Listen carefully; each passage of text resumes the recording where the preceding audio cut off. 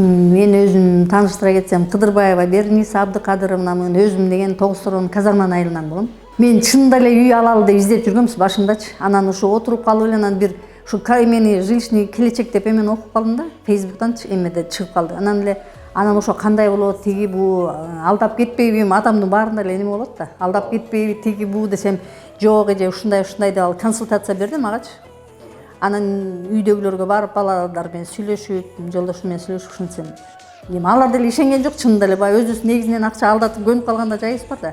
Жер алабыз деп канча деген акчаларды. Анан ошо ушундай кылабыз, тиги бу десек, ошо эме берди. Анан мейлим болсо болду деп, рисковать этели деп анан келип ошондон төгүп калдык. Биз болсо деген ошондо ноябрдын этегинде келип эме кылдык, очередке туруп акчаларыбызды банкка төгүп, бүт баарын жанагы эме вступительный взносту төгүп ошондой кылдык. Анан кийин бат эле убакыт деле санаган жокпуз. Ушу 5 ай, по-моему, ошо ноябрь, мартта го дейм. Чалып калды бияктанчы балдар. Эже сүйүнч ушундай очередиңиз келди депчи. Ошо марттын этегинде чалып калышты да. Анан аябай биринчи чын эле аябай сүйүндүм, биякта балдар чалсачы чын эле депчи. Анан ошо келип анан буларга жолугуп эметсек деген бүт баарын түшүндүрүп ушундай деп айтып берди. Ага чейин деген бизге деген телефонго бияка келип эмете бермеңиз деди да. Телефондон эле очередиңизди карап отура бериңиз деп киргизип берди жана немегечи. Авторизация онлайн ошого киргизип берип койду. Ошондон эле карап аттым. Негизи 580 миң төктүм. Негизи көбүрөөк төгөйүн деген болбой калды да, 580 миң төктүм. 2 миллионго 580 миң төктүм. Азыр эми мына Кудай буйрса очередибиз жетип, үйдү алып, оформлениясы болду, канттан алдык. Ошондо айына 14,5 төгүп калат экенбиз.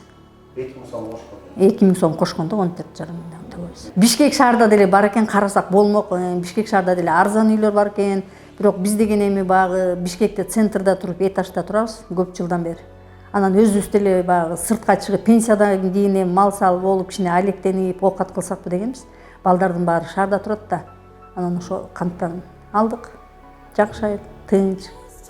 Анан ошо малга карадык да, огород. Уже айдап койдук, ар элек деле үйдү бар огородду айдап бардыгын.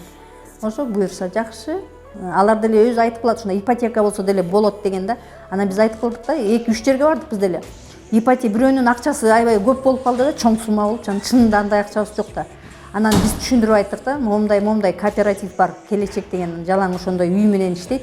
Биз ошол жерге акча төккөнбүз, акча алабыз буйрса май айында дегенбиз да. Биздики эрте тийип калды да. Анан ушундай болот, момундай кылат, ИТО акчаны биздин колубузга бербейт, өзүңөргө берет десек, макул деди сразу эле. Эч кандай немеси жок. Ал үчүн заранее коркунуч жок. Азыр элдин баары эле түшүнүп калды да.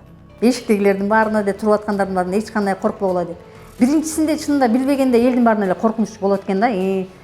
Эми кандай болуп кетет, чын эле алданып каламбы деп анан рисковать этип көрөлүчү дедим, көрөлүм. Баягы балдар айтканда 500 миң десе, 5 миң эмеспи дегендей болдум да. Анан мейли дедим, жок монтип жүрө бергенден ИТО акча чогулбайт экен, чынындачы ошончо акчаны чогултуп үй алам деп. Анан бул эми квартирада жүрсөң деле ошончо акчаны төлөп атасың, билинбей эле кетип калат.